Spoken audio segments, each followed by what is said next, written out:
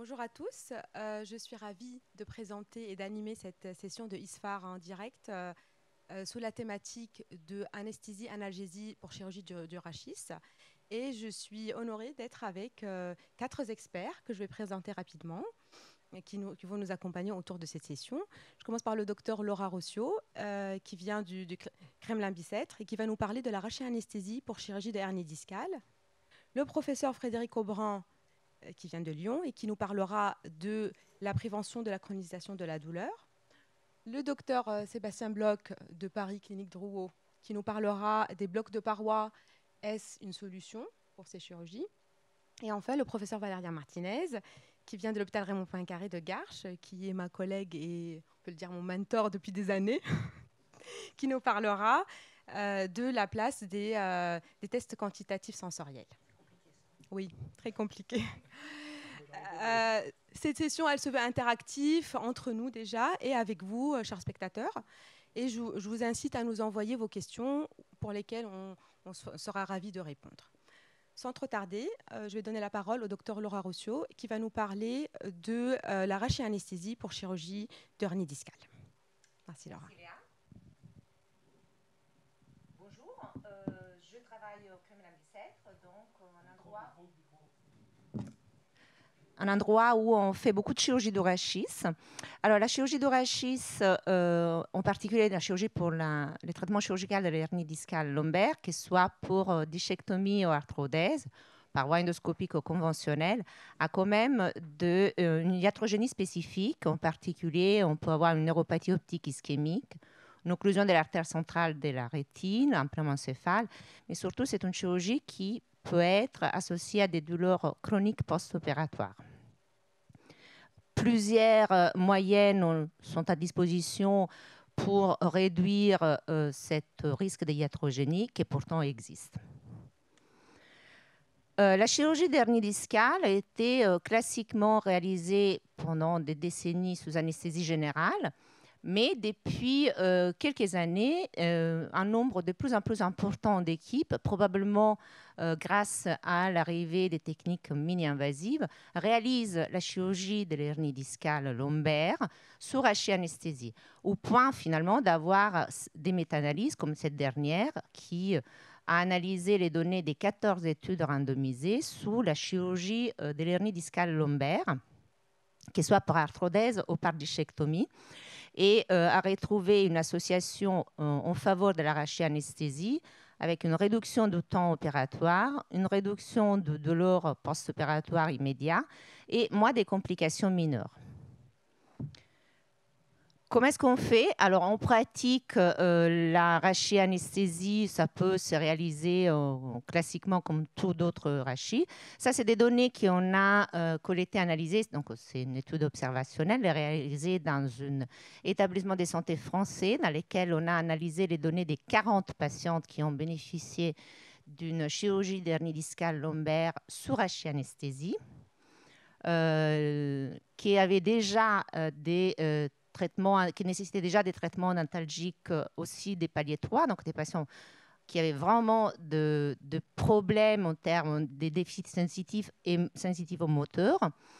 Hernie discale, soins aux 2 étages maximal. Donc tous les patients, ils ont bénéficié d'une rachis-anesthésie sans aucun effet indésirable et une absence totale de douleur à l'arrivée en salle de réveil. Donc très bien, mais une chirurgie simple, une durée moyenne opératoire d'une vingtaine de minutes pour un temps d'occupation des salles de 40 minutes, avec un binôme chirurgien et anesthésiste qui travaillent ensemble depuis plusieurs dizaines d'années. Mais la littérature nous encourage aussi à faire autre chose, comme dans cette étude rétrospective 4 témoins, où 20 patients sous rachis-anesthésie ont bénéficié d'une arthrodèse lombaire par voie endoscopique et ont été comparés à 20 patients précédemment opérés pour la même chose, mais sous anesthésie générale. Et on voit bien que la durée de chirurgie est quand même plus importante parce qu'on est sous 2 heures de chirurgie, c'est une arthrodèse. Mais l'occupation du bloc est toujours en faveur de la rachis-anesthésie.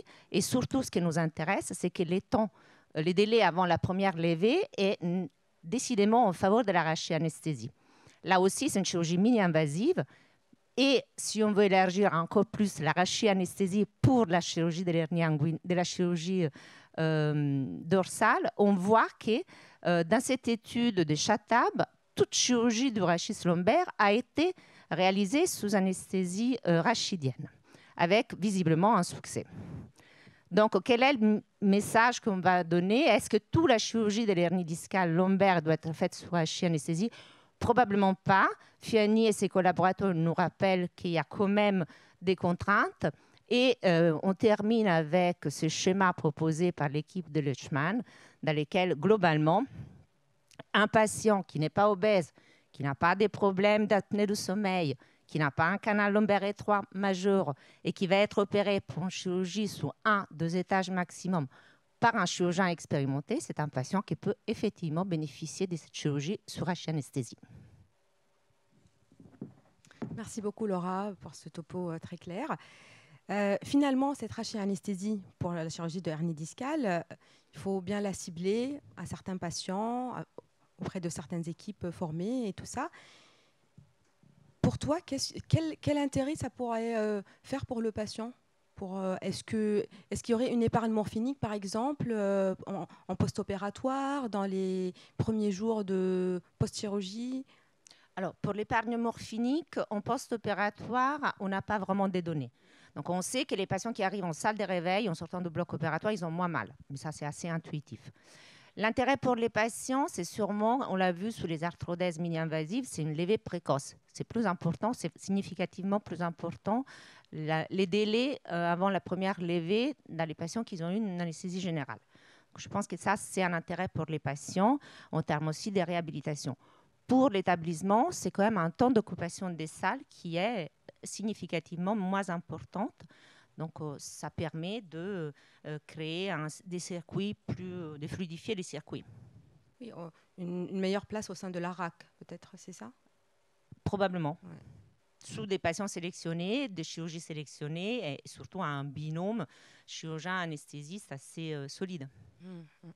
Il nous paraît un peu particulier quand même de pouvoir proposer à des patients qui souvent, la majorité des patients qui viennent pour cette chirurgie de hernie discale sont souvent douloureux ou ayant des petits déficits aussi neurologiques et tout ça. Et comment faire? Comment, au fait, dépasser ces freins à nous, anesthésistes, à ton avis, pour pouvoir proposer cette rachianesthésie et voilà.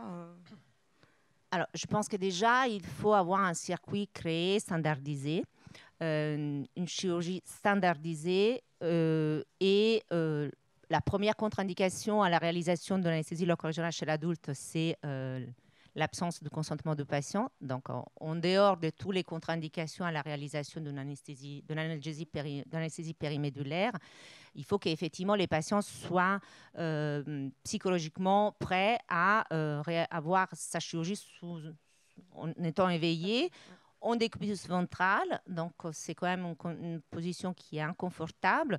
Dans les algorithmes que j'ai montrés, un patient obèse, un patient qui a une BPCO qui peut tousser, de faire des inspirations profondes, positives, ça.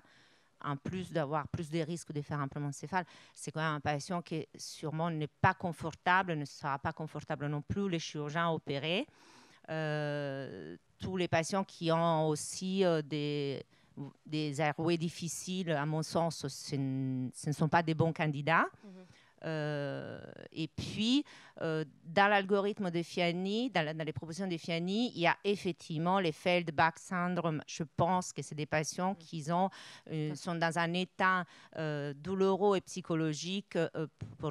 Je ne suis pas sûre qu'ils soient des bons patients pour leur proposer une rachianesthésie pour une chirurgie dès l'endroit qui est l'origine de leur douleur en plus. Oui, tout à fait. Donc, il faut bien cibler nos patients et cibler l'indication de cette rachianesthésie. Et sinon, sur les questions là, qui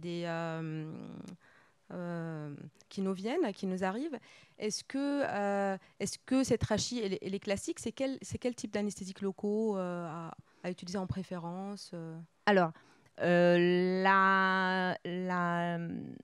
données qu'on avait analysées donc, dans cet établissement notre étude observationnelle, c'était de la bupivacaïne hyperbare à 5 mg. C'était une dose fixe pour tous les patients. C'était de la bupivacaïne hyperbare à 5 mg, plus 50 gamma de clonidine et 2,5 gamma de sulfentanyl.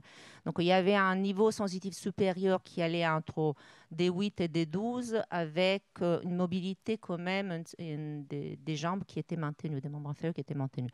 Mais je répète, c'est quand même une chirurgie d'une durée moyenne de 20 minutes. Ça va vite. Voilà, peau à peau, 20 minutes. Ah, Sur un ou deux niveaux d'hernie discale. Donc, lorsqu'on regarde les autres données de la littérature, c'est quand même des doses un peu plus importantes parce qu'on parle des chirurgies de jusqu'à 2 heures. Je ne suis pas sûre qu'une chirurgie de 2 heures en décompression ventrale sous les doses soit vraiment la chirurgie idéale, mais quand même c'est faisable. Et même dans les séries des Chatab, on est aussi à des chirurgies de décompression thoracique basse, des reprises d'arthrodèse qu'ils ont fait. En fait, ils ont fait 150 patients sur une période d'un an, et toute chirurgie de rachis intéressant le rachis lombaire était faite sur anesthésie. Donc c'était des chirurgies, donc des doses plus importantes. Il faut quand même ne pas oublier que ce type de chirurgie doit être réalisé avec une position proclive de 10 degrés pour éviter l'augmentation de la pression intraoculaire et donc tous les iatrogénies spécifiques. Donc, je peux me permettre une question parce que est-ce qu'il y a une enquête de satisfaction, enfin, est-ce qu'ils sont contents les patients, et est-ce qu'on les a comparés à l'anesthésie générale, à la anesthésie, est-ce qu'il y a ça? Alors, dans notre étude, on n'a pas fait une enquête de satisfaction. Il faut savoir que c'est quand même un recrutement ciblé, c'est-à-dire les patients, ils arrivaient dans cet établissement en sachant quel type de chirurgie ils allaient avoir et quel type d'anesthésie ils étaient demandeurs de cette prise en charge. Donc, ça, c'était déjà un peu biaisé. Sinon, dans les autres études, oui. Il y a des questionnaires de satisfaction, et notamment dans l'enquête de Chatham, donc les 140 patients qui avaient eu toute chirurgie lombaire, il y avait une enquête de satisfaction.